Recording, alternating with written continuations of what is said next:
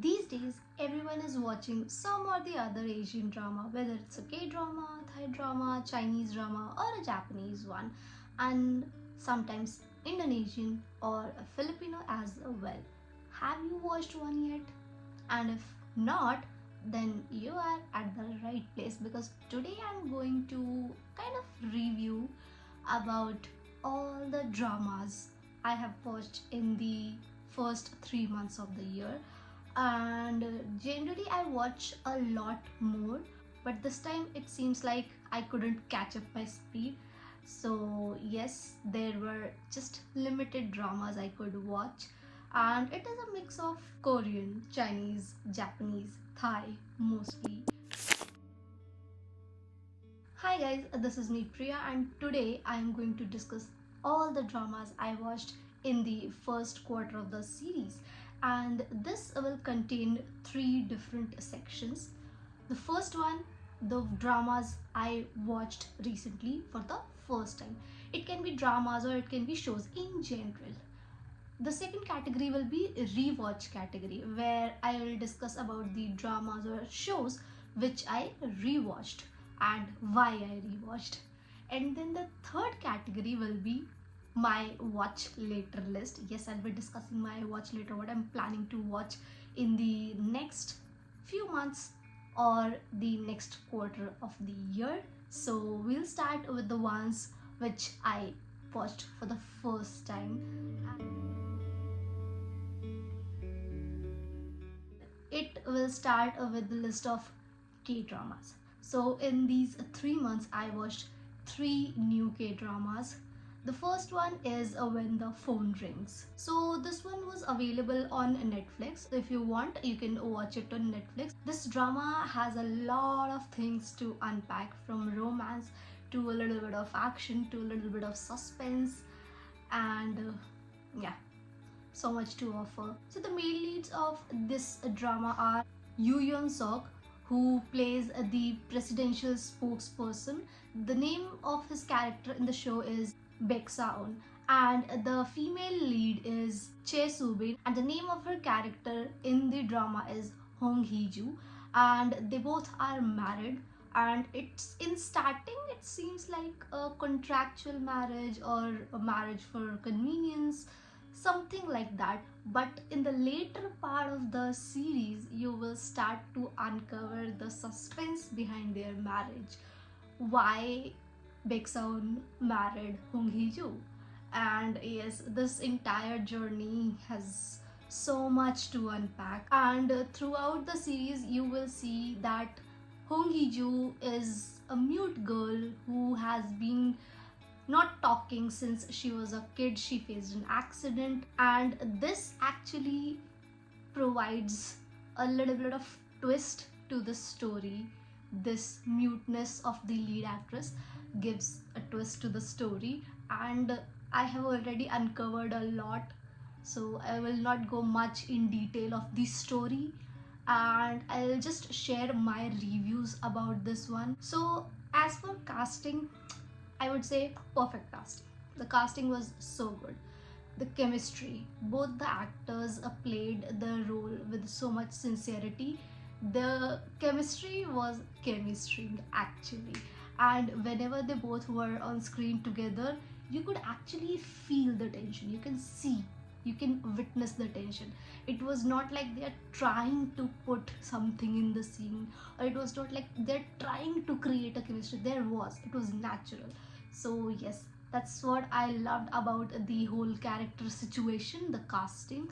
Every cast, even the negative character, the gray character, the villain of the show, perfectly casted, perfectly casted. So there is this one character, I actually started hating that character so much.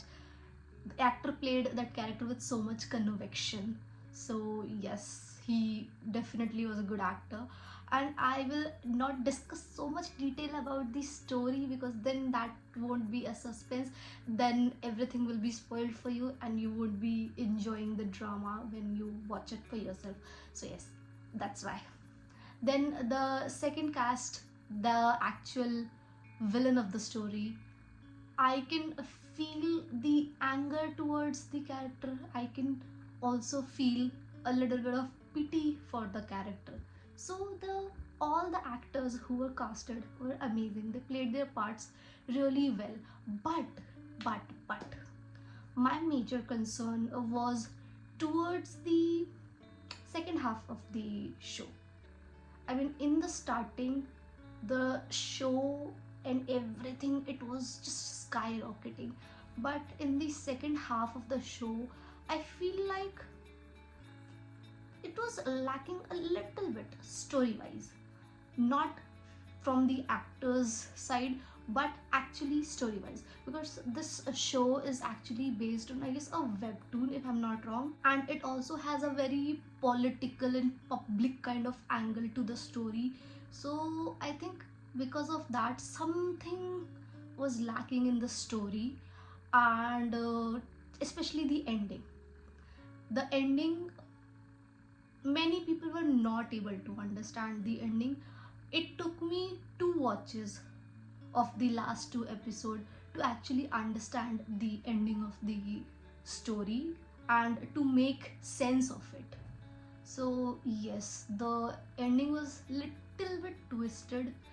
It could have been better. It could have been written better. So that's one little bit of complaint I have for this show. Otherwise, well casted, well acted, well directed.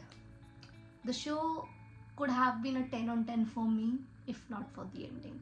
So for me, I will rate this show 8 out of 10. So the next one which I watched is Love Scout. Actually, I was pretty excited to watch this one because of the lot of reels I watched on the Instagram. So that made me excited to watch this one. And I was not disappointed at all. The two main leads for this show, Kang Ji-yoon, which is portrayed by the actress Han Ji-min, and the other character, Yoo Eun-ho. The character is being portrayed by Lee Jun-hyuk. And in this drama, I actually loved the character's profile. By profile, I mean that in shows, in K-dramas, the more sought out profiles for lead actors or lead characters are CEOs or secretaries or business owner or some sort of artistic profile. But this one was a little different. Here in this show, the female lead is actually the CEO of a headhunting firm. And generally in K-dramas, what happens, the male lead is the CEO, but it is quite the opposite in this one, so I love that. And the male lead here, which is Yoo Eun-ho, he plays as the secretary of the Miss CEO, and he is a single father.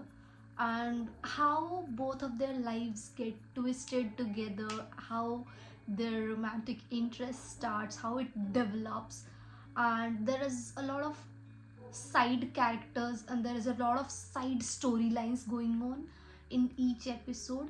So that adds up to the story of this entire show. So this show basically focuses on this evolving relationship between the two lead characters and how they are and their relationship is being impacted by the surrounding factors and people surrounding them.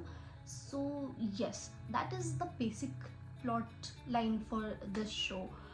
Now my review for this one, I would say that the casting was good. I just loved the casting, especially the male lead. He played the character so well, and I could actually see him as a good single father, especially when he was with his daughter in the screen. I could actually feel that he's the father.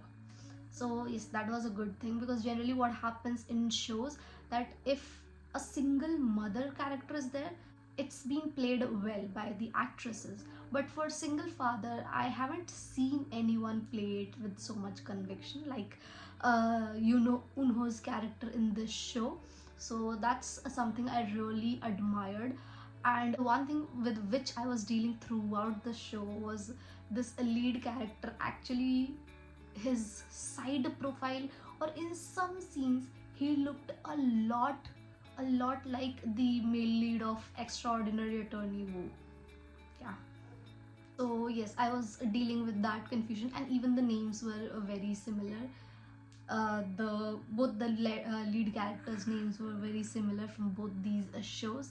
So yes, I was dealing with this slight confusion throughout the show. One thing which I actually admire very much about the show is that the female lead, she is the CEO of a headhunting firm, not a typical recruitment firm but a headhunting firm, and they have tried to showcase all sides of headhunting very precisely. They haven't romanticized it, but they haven't actually criticized it as well. They have tried to showcase all the sides of headhunting, which means how you headhunt talents in all sorts of industries to scout for a company or wherever it is required. So yes, I admire that as well, because what happens if a certain profession is being shown in these shows, not all sides are explored and shown in detailed way, which this show has done well. So I really like this, and if you want to watch this one, this will be available on Netflix for some countries.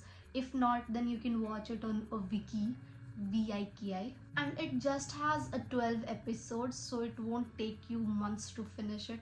You can hardly finish it in like a week or so if you have that speed, because each episode is a 1 hour plus, so it can take a little bit of time, but it's not very lengthy, so it will be an easy watch. As for my rating, I would like to rate it an 8.5 out of 10, because there was nothing lacking in the story as such, but I just feel that I have watched better shows.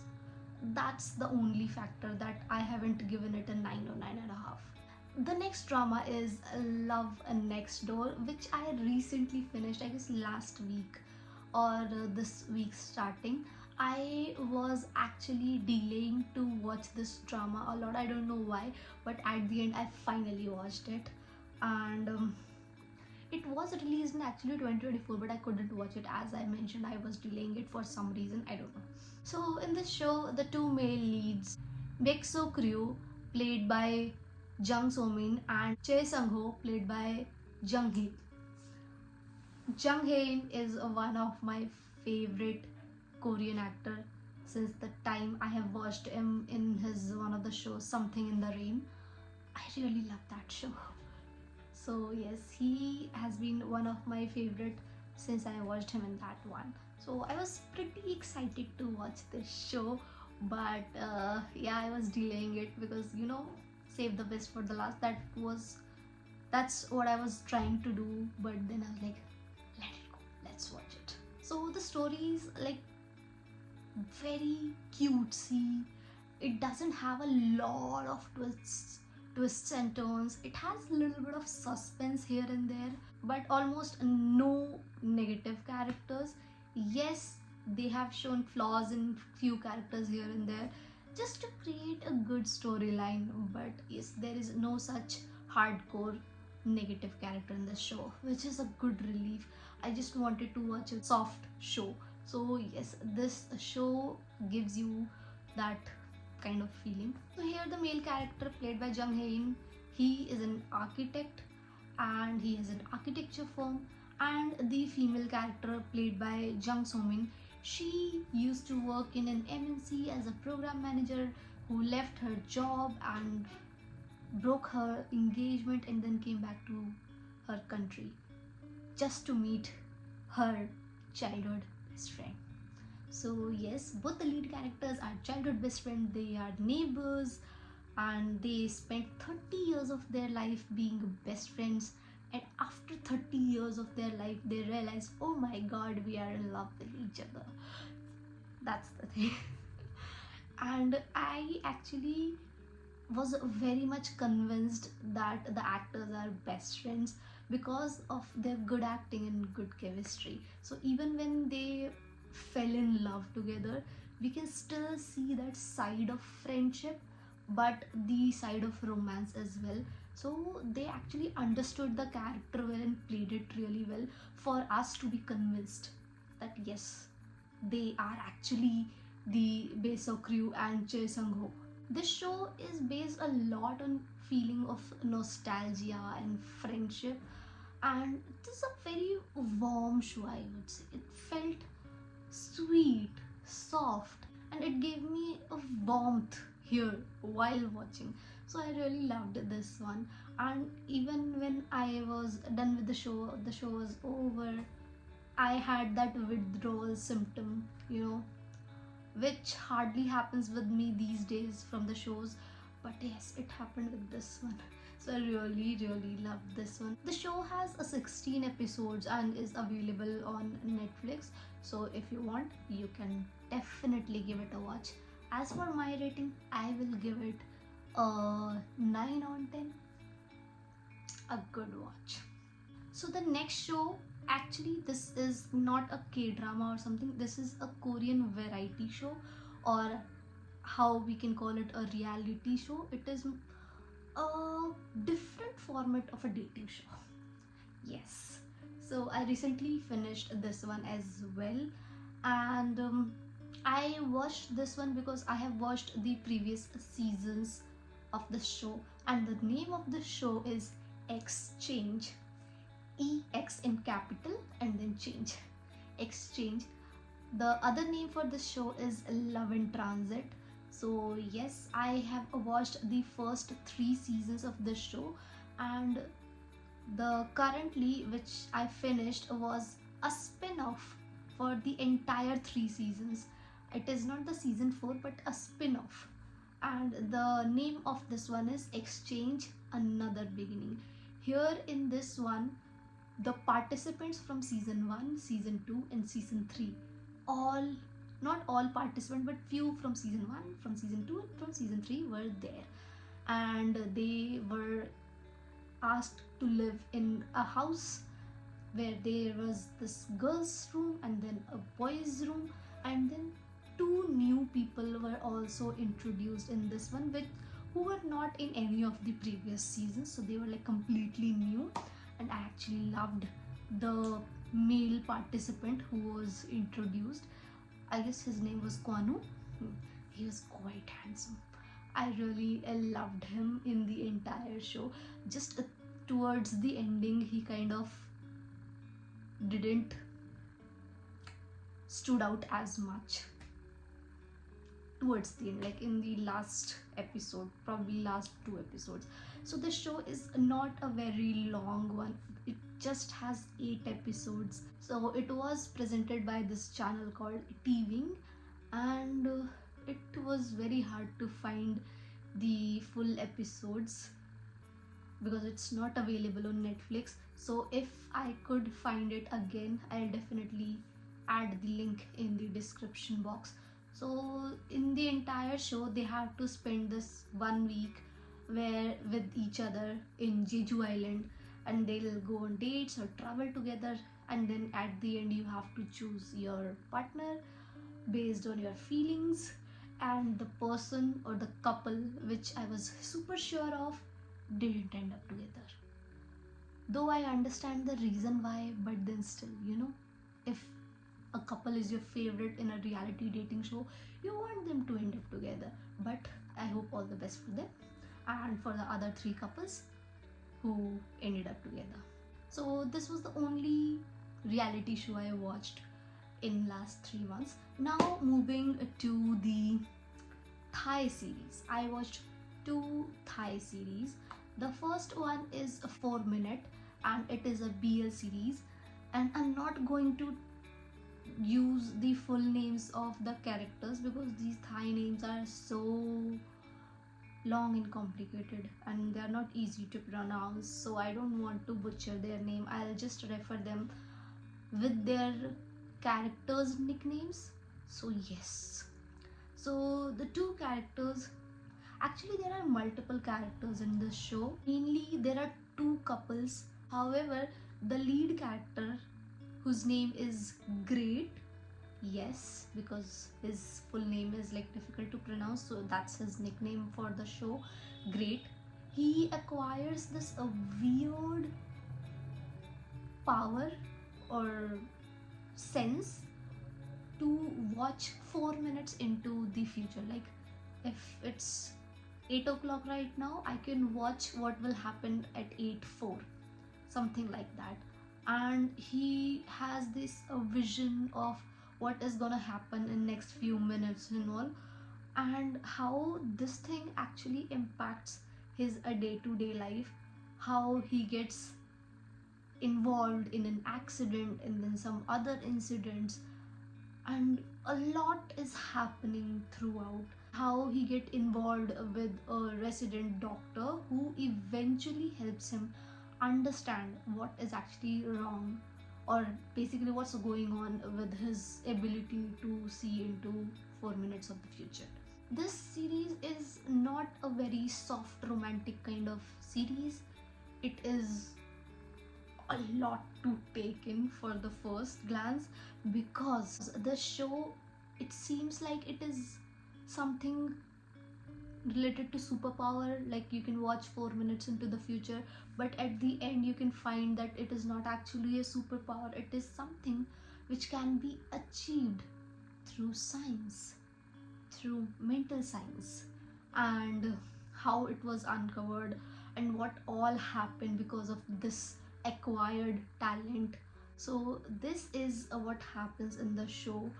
And when I watched this show, I was very confused for the first 2 episodes. There are 8 episodes, and the first 2 episodes confused me so much because I was trying to understand the story and what's going on with each character. So yes, I was pretty confused for the first 2 ones, but then I started enjoying it. But then again, in one of the episode, I guess 5th or 6th one, I was again super confused. I mean, what the hell happened? So yes, in every episode, something happened and I was blown out. So throughout the 8 episodes, it kept me pretty engaged and not let me bore out from this story. And yeah, I would say for this storyline, yes, it was not an easy story to understand. It will take your brain power to understand. You need to watch it with full dedication and concentration. So for my experience throughout this show, be ready to get blown out, and be ready to find yourself watching this show like this with full concentration. And as for my rating, I would rate it 8.5 out of 10, because everything was good and all, but it took me too much brain power to understand the story. It was too twisted for me. Someone who loves simple stories, simple romance, it was too much for me to take in. So that's why. Otherwise, if I have to just ignore that fact, then I would give it a 9 out of 10, because it is a good show. So the next one, the next Thai series is Forever You. So it's like forever. It's not like forever, it's forever. This one is also a BL series. It focuses mainly on 4 characters, though there are many characters, but these 4 are actually the lead characters: Esther, Hill, Johan, and North. Finally, I remember all 4 names. As I say that Thai names are difficult to remember, I just remember their nicknames. And my favorite character was Johan. I loved his character. He was not easy to read in the show in the starting, but then towards the end, I just loved his character. I loved him. Not only his character, the actual actor, he's also amazing. All 4 of these, they meet in this university where Hill and Johan are the seniors, they are medical students, and then North is a engineering student, and Earth is a veterinarian or vet student, like VET, animal doctors. Yes, he's studying to be an animal doctor. Where the North and Hill, they have some relationship from their past, and then they do not talk to each other, then they again rekindle their friendship, and then their story continues. And then there is Johan and North's story, where they too have a past connection, but North is not aware of his past connection with Johan, whereas Johan is this one-sided lovesick person. Yes. So yes, these four characters, they do have some past connection with each other, and then now they are friends with each other in this college circle, and then their story continues. So I actually liked and disliked the same thing for the show. I liked the fact that in the starting few episodes they have tried to focus more on Earth and his story, and then in the second half of the show they have tried to focus on North and Johan's story, which actually gives both the stories enough time. But so I find this thing good, but then it is not so good for me as well, because then I had to wait few episodes to get to the other story properly. I mean, the characters were going all together in the show, but the focus on the story was kind of divided, which was the first for me to watch it in any show. I haven't seen this kind of distribution, like screen distribution, in any show earlier, ever. In total, the show has 17 episodes, but you will definitely enjoy it all, and you will not find this show being stretched. Yes, they have actually tried to keep the show within 17 episodes and not stretch it. That's the best part. Also, while focusing on the four main characters, they have also tried to showcase a little bit of all the side characters, and few of the side characters, they are so funny. They're so funny. I just love it. And the good part is there is no as such a villain, but yeah, there are few grey characters who actually make the story interesting, and yeah, not let us get bored throughout this one. And I loved this one, so I wanna give this show a 9 on 10. And if you wanna watch this show, I don't know where to watch it. I mean, I found some link to watch it, but then I lost it. And if I find it again, I'll definitely attach it in the description box. So yeah, if you get a link in the description box, you guys are lucky. You don't need to find it yourself, because I'll do all the work for you. Moving to the next shows which I watched is for Japanese. Yes, I watched 2 Japanese shows. The first one is I Cannot Reach You. This show I stumbled upon on Netflix. I was just trying to find something to watch, and then I was like, okay, this seems a good show. I'll watch this one. It has only 8 episodes. Each episode is like 20 minutes. So it won't take a lot of time for you to watch. You can hardly finish this one in 2.5 hours. So it is a very short and quick watch. And it is a story about 2 senior school students or high school students who are basically 18, 19. And they are childhood friends. And then when they are adult, they realize, oh my god, we are not only friends, I have feelings for you. That kind of show. So yes, that's the thing. So this whole show actually shows the journey of them realizing their feelings towards each other, and how they try to navigate through their feelings. So the 2 lead characters' names are Yamato Ohara, and the second lead character is Kakeru Ashia. So throughout the show I was confused with this thing. Sometimes when it comes to Yamato Ohara, someone used to call him Yamato, someone used to call him Ohara. I was like, what's his actual name? Then I realized his full name is Yamato Ohara. And same goes for this other character, the other lead character, Kakeru Ashia. Someone used to call him Kakeru, someone used to call him Ashia. I'm like, what's his real name? Then I realized it's Kakeru. This happens with me when I watch these Japanese dramas. Yeah, that's a me problem, not the show's problem. So the entire show mainly focuses on the complexities of feelings, and if you fell in love with your best friend for years, what happens, how it happens, what are the complexities, how to sort it out, all that. Throughout, the show is very fuzzy, soft, warm, and it's a very feel good type of show. And you can have a very simple, relaxed watch for this one. And if I have to give a scoring, I would give it a 9.5 out of 10. I love this one. The show is available on Netflix, so if you want, please go ahead. Though this drama was telecasted in 2023, I just got to watch it, so that's why it's here in my list. With that, let's move to the second Japanese show which I watched, and actually I finished that show today itself, and the name of the show is Love is a Poison. This show is based in a legal setting where two main characters, Ryoma Shiba and Haruto. So Ryoma Shiba, he is a lawyer at a law firm, and then Haruto, he is a con artist, someone who works for underworld, and he does all sort of things.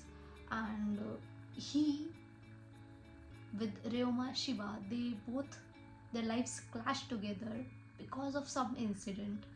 And the incident is not some huge incident, they just met at a bar, they just collided at a bar, and somehow they ended up together.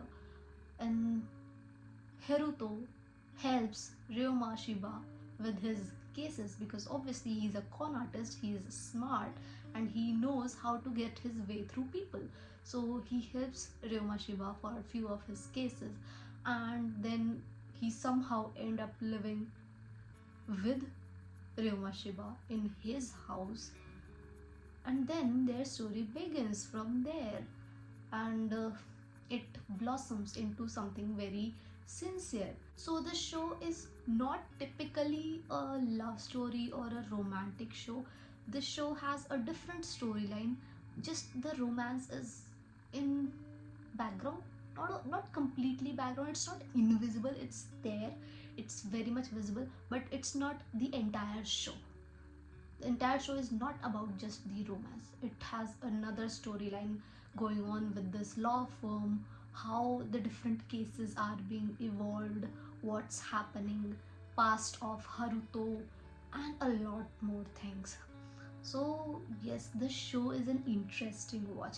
I actually enjoyed it. I watched very few Japanese shows, but this one actually intrigued me. How a smart lawyer like Ryoma Shiba, he too was charmed by this charming con artist Haruto. And what happens in this world of law, and how Ryoma Shiba, who once wanted to be known as the guardian of law, is now willing to do anything for a certain case. There is so much going on in the show, but at the same time it's not messy. Everything aligns well perfectly, and you won't find yourself scratching your head to just figure out, oh, what's happening. So it is not a very difficult to watch, it won't take a lot of time. It has just 12 episodes, and each episode is either 19 or 20 minutes. So it's not a very long time-taking show. You can easily watch it on the go, easy to watch, takes less time, and actually not a very complicated show, so you won't find yourself scratching your head or bumping your head in the wall to understand the story. This one was also released in 2024, and it is available on Netflix for you to watch. So if you are interested, go ahead and watch it. So these were all the shows I watched recently. Now moving to the shows I rewatched and why I rewatched.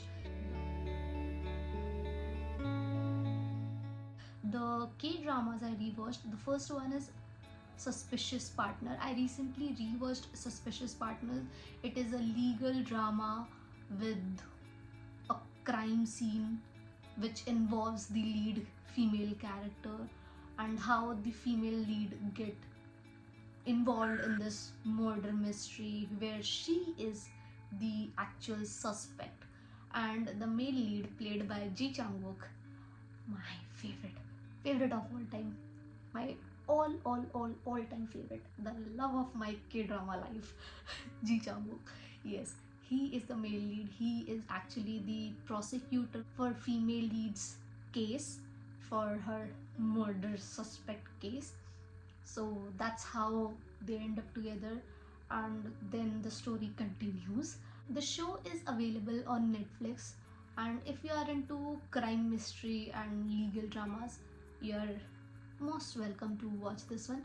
But there is also a romance going on the side of the story. So yes, that's the show basically. Why I rewatched it? Because this is that one show which I watched in the very starting of my K-drama journey. So it is more like a nostalgia for me. So that's why I rewatched. And the other reason is Ji Chang-wook. I was craving to watch a Ji Chang-wook show, and I was like, why not this one? So yes, I rewatched it. Then the next one which I rewatched was Her Private Life. So the lead female character for Her Private Life, Park Min Young, she is one of my favorite female actor in the K-drama world. So yes, that's one of the reasons why I rewatched Her Private Life. However, the other very special reason is that Her Private Life was one of my first K-drama I ever watched. I mean, I can't call it completely the first one because I did watch another K-drama years ago when I was a kid. But then when I actually started watching K-dramas diligently, then at that point Her Private Life was my first drama. So I just wanted to revisit the earlier dramas I watched. That's why I ended up watching Suspicious Partner and Her Private Life. Then I also ended up rewatching a Korean reality show, also a dating show. I mean, this is a reality dating show, and the name of the show is Love in Transit or Exchange. So how I mentioned that one of the shows I recently watched is Exchange Another Beginning, which is a spin-off of this show Love in Transit, which I actually rewatched. I rewatched the season 2. It has 3 seasons, season 1, 2, 3. I watched season 2 because that is one of my favorite seasons. I have watched all 3 earlier when they were telecasted, but season 2, I just love that season. I love that season because the casting was perfect. The whole focus was there on almost everyone. None of the cast were left behind, and even now I remember almost all the cast members, and I follow few of them on Instagram, which doesn't happen with me generally for the dating reality shows. So yes, I just love the season 2, and out of all the final couples, one was my favorite. I was rooting for them, and I was super happy to watch them ending up together, and they are still dating in real life. My ship was sailing, so I was super happy, and that's one of the reasons why I go ahead and rewatch this show. I have already rewatched it thrice. That's how much I love this season, the second season of Love in Transit. And the best part is the whole cast, they are friends outside of the show. Like, they became friends on the show and they stayed friends. They still contact each other, and we can see on their Instagram stories that they are meeting or hanging out with each other. So actually that gives you that feelings, okay, they are real people. The friendships shown on the show was real, it's not fake. Moving on to the next shows which I rewatched are the Chinese shows. Yes, I do watch few Chinese shows here and there, and these 2 shows I have rewatched actually. So the first one is Falling Into Your Smile. So this show is based on this e-gaming industry. Like, these days e-gaming is at a boom. There are a lot of people venturing into this sector. So, and even India is venturing into esports these days. So yes, just my useless information. I just wanted to share it with you all. So yes, the show is based on esports, and then there is the female lead of the show. She's the only one, or like this, I guess the one of the few female esports player, and who somehow ended up in one of the well-known team, and the captain of the team falls in love with her, and then they had to go through this whole sports tournament, and there's a lot of things similar to that going on in this show. I enjoyed the show when I watched it for the first time, and by now I have rewatched the show 3 or 4 times. This has become one of my comfort shows other than Go Squid season 1. This has become my comfort show, especially when it comes to Chinese dramas. So yes, that's why I rewatched it. The next one which I rewatched is When I Fly Towards You. I love the show. So I'm not into very much of a high school romance kind of shows. I like shows where the cast is adult and not high school kids. So yes, that's why I don't watch high school dramas so much, while this one is an exception. So yes, I ended up watching When I Fly Towards You because of the writer of the show. The person who wrote the show, she writes amazing characters. All her shows which I have watched till now, she has written amazing characters. She writes like total green forest made leads, and when it comes to female leads, she don't make her female leads those typical ablanari types that I am dependent on. No, her female leads are strong. They are feminine yet strong. So I just love that thing about the writer. So that's why I watched When I Fly Towards You for the first time, and then I enjoyed it, and then I rewatched it. So for the first time I watched When I Fly Towards You when it was just released, and now this is my third watch for When I Fly Towards You, and yeah, I love the show. So I'll quickly run down through the shows which I'm currently watching or I have just started. I am 1 or 2 episodes in. The first one is Cheer Up. I am still watching the first episode. I have still not finished it yet. So yes, that's one. The second is The Atypical Family. I have watched the first episode. I'm still on the second one. Can't comment a lot, but I haven't heard the best of reviews for The Atypical Family, so I'm not sure if I'll be able to complete the show or not. I rarely abandon shows in between, but I'm not sure about this one. The third one is Lovely Runner. I have watched 3 episodes and I'm about to watch the 4th.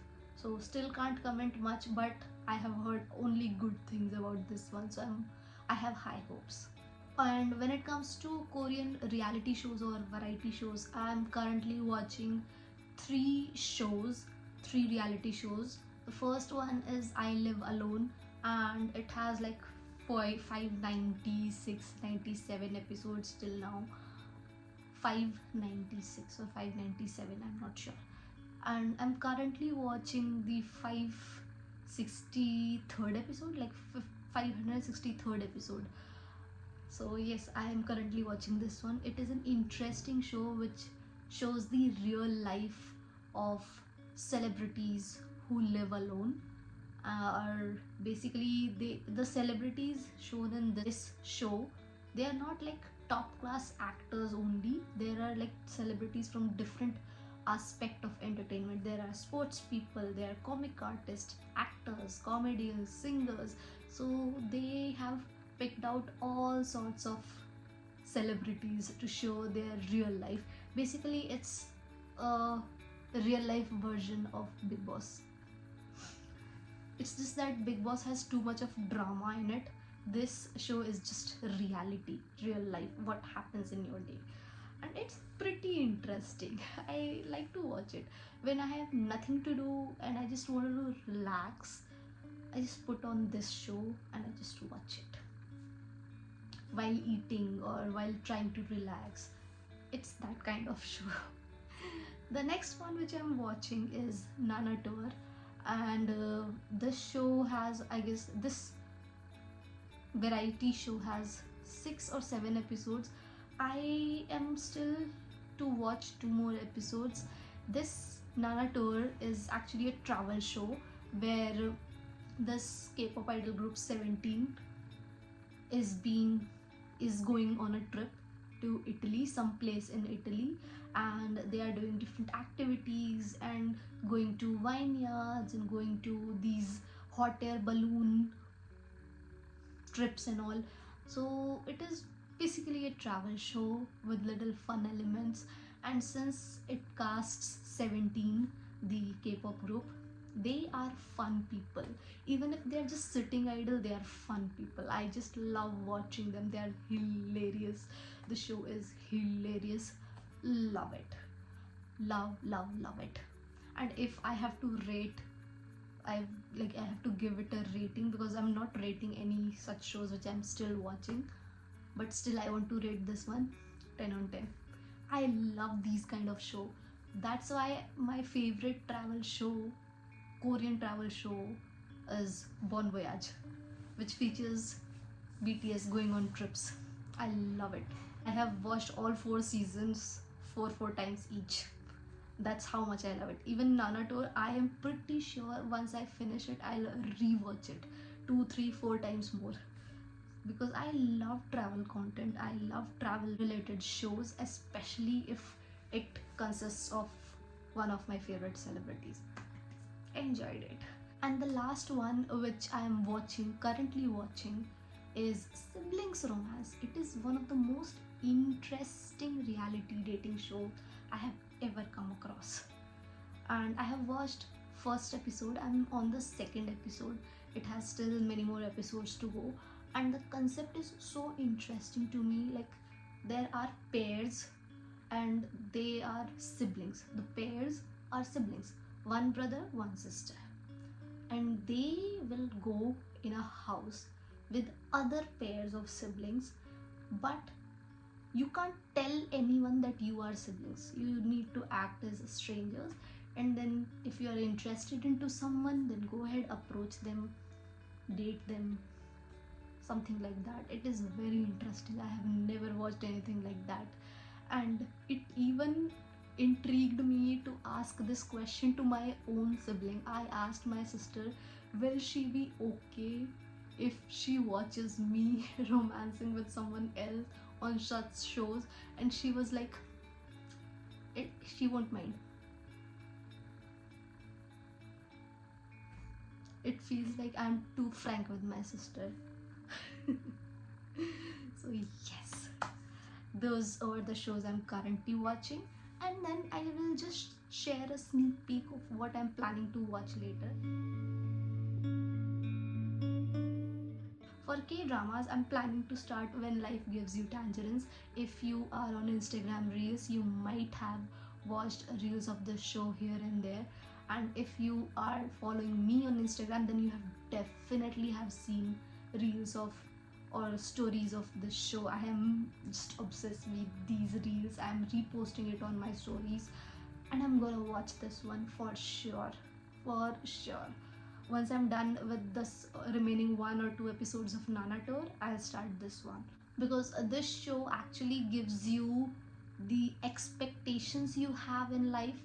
You want a completely green forest type of man in your life, and this show showcases one such character, and then it also showcases a real, like, a person, another character, and they are just like people you see in your real life. So it gives you 2 extremes of life, and you can see your expectations versus reality in this same show. So yes, I'm quite interested in that one. And this show has IU in it, Park Bogum. I love their acting, and Kim Son-ho. I just love him as an actor. I have watched his other shows as well, and I was just waiting for him to do a comeback, and I was so happy to see that he is in this show. So yes, I'm super excited to watch this one. And then The next one which I'm planning to watch is Melo movie. It was released on 14th of Feb. It has, I guess, 10 episodes, and the lead actor is Choi Woo-shik. I have seen him act in other shows, and if you don't know who Choi Woo-shik is, then please go ahead and watch Parasite, the Oscar-winning movie, and then you'll know who Choi Woo-shik is. So he is the lead character of this show, and yes, I am gonna watch this one. The next one which I'm planning to watch is The Potato Lab, because of the lead actor, he is Kang Tae-ho, and he played the lead character in Extraordinary Attorney Woo, and from there onwards I started liking his acting, so I was waiting for him to come back, but I had to wait 2 years because he was into military. Now he's back and he did this show, The Potato Lab, and I have seen mixed reactions for this show, so I'm still considering it, but probably I'll watch it just for Kang Tae-ho. Then the Chinese show which I'm planning to watch is The First Frost. It has gone viral. The show has gone viral, and it is written by the same writer who has written When I Fly Towards You, who has written Hidden Love. Like, these are few of my favorite Chinese shows, and the same writer has written The First Frost as well, and I'm planning to watch this one because this show also has a connection with the other show Hidden Love, which I have already watched. I love that show as well, so it has connection with that, so that's why I'm planning to watch it. The next Chinese show which I'm planning to watch is Ski Into Love. I have seen few reels of this one which kind of intrigued me to watch this show. Also, it was available on Netflix, so I was like, why not, let's watch it. And the next show which I'm planning to watch, this show is again going viral on Instagram, on shorts, and it is called Welcome to Section E. It is a Filipino show, so in Filipino language it is pronounced a little different. I don't want to butcher that, so I'm using the English name, Welcome to Section E. And this show has gone viral for one of its dance challenges for the show, for this song called Darling Darling, and I am also planning to do that challenge. I'm still learning the choreo, so maybe I'll post it on my Instagram. If you are interested, please follow me. The link is in the description box. So yes, I'm planning to watch this one, and if I end up watching this, then it will be my first time watching any show from Philippines. So yeah, quite interested in that one, and the lead actors are so cute. As I mentioned, I am not interested into high school dramas, but this one has intrigued me. This has piqued my interest, and I'm gonna watch it. I'm gonna just go against my own thoughts. So this was the last one which I was planning to watch, and with that I guess I am done talking for now, because I think I have talked too much and it will be a long video, so I am glad if you have bared with me till here. And if you enjoyed my rant, then please click on the thumbs up button and let me know in the comment section which of these shows you have already watched, or if you are planning to watch any, and if all my rant has given you your next watch later list. So let me know that in the comment section. I'll be looking forward to that. And if you haven't subscribed yet, then please click on the subscribe button, click on the notification bell, so that whenever I upload any more such rant videos, you'll be the first one to know. And we'll meet again each other in the next video. Till then, do not forget to take care of yourself. Bye.